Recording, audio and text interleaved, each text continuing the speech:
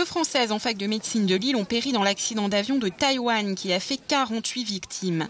Pénélope Luthernauer et Jérôme de Ramon participaient à un programme d'échange à Taïwan, à la NTU School of Medicine. Pénélope Luthernauer était originaire du Touquet.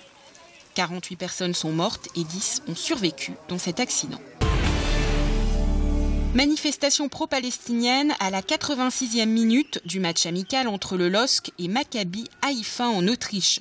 Plusieurs manifestants ont envahi la pelouse et s'en sont pris aux joueurs de formation israélienne. L'arbitre a donc décidé de ne pas jouer les toutes dernières minutes pour éviter de nouveaux débordements.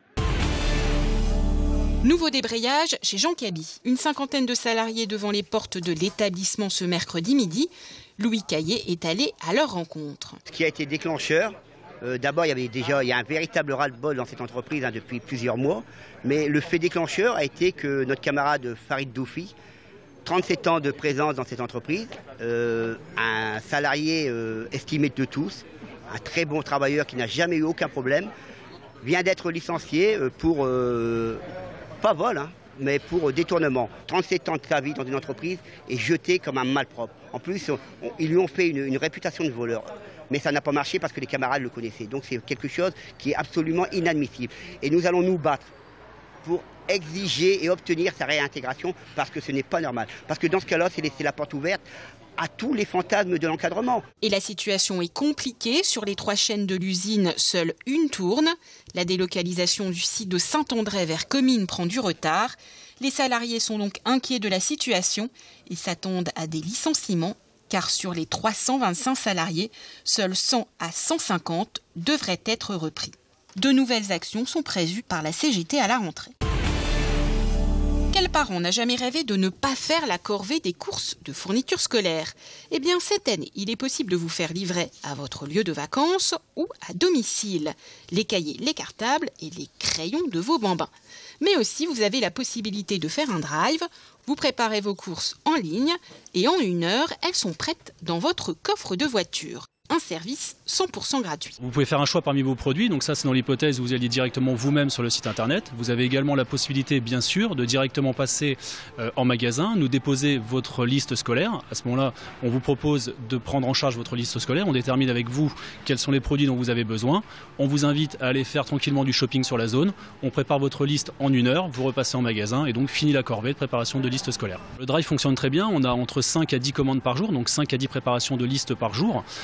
Les clients sont super satisfaits. Effectivement, c'est eux-mêmes qui nous disent fini les files d'attente, fini les enfants qui pleurent en magasin. Donc au final, tout le monde est véritablement satisfait. Un reportage de Macha Grunessen.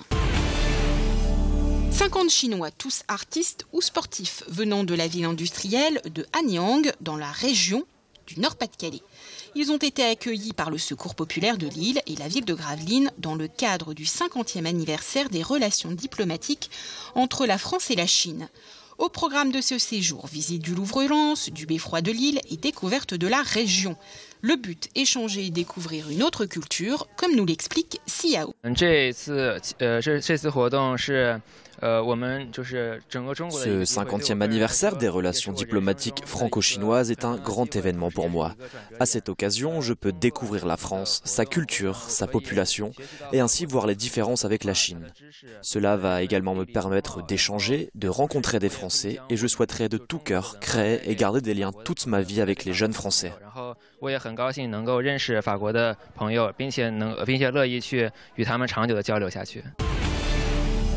L'année prochaine, la grande boucle démarre d'Utrecht, aux Pays-Bas, pour finir comme chaque année sur les Champs-Élysées à Paris. Cette semaine, 9 jeunes néerlandais ont testé en avant-première une partie du parcours du Tour de France en 7 jours. Ils ont parcouru 570 km. Le but, familiariser les enfants au cyclisme et relever un défi sportif. J'ai fait du triathlon et c'est comme ça que j'ai eu l'invitation. Ça me semblait une belle expérience et notamment de vivre ce que vivent les vrais coureurs cyclistes du Tour de France.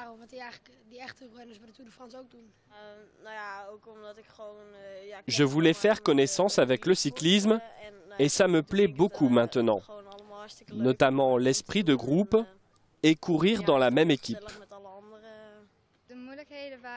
Les difficultés étaient surtout en amont. Ça grimpait beaucoup, il y a eu la pluie aussi. Cette expérience m'a vraiment plu et j'aime beaucoup le vélo. Je crois que j'y ai pris goût. Tous ces cyclistes en herbe portaient un ruban noir, car ce mercredi était jour de deuil national. L'occasion pour l'ambassadeur des Pays-Bas de revenir sur le terrible drame qui a touché le pays, le crash de la Malaysia Airlines. C'est vraiment un jour très très triste pour les Pays-Bas suite à ce terrible désastre, avec tellement de victimes, y compris presque 200 Néerlandais. Aujourd'hui, c'est une journée de deuil. Les premiers dépouilles vont arriver aux Pays-Bas. Et toute la nation est en deuil. Et en signe de cela, on a décidé de porter ce ruban aujourd'hui pour montrer notre solidarité, bien sûr, avec toutes les victimes de ce terrible désastre. Et fin de cette édition. Merci à vous de l'avoir suivi. Dans un instant, l'information continue sur Grand Lille TV.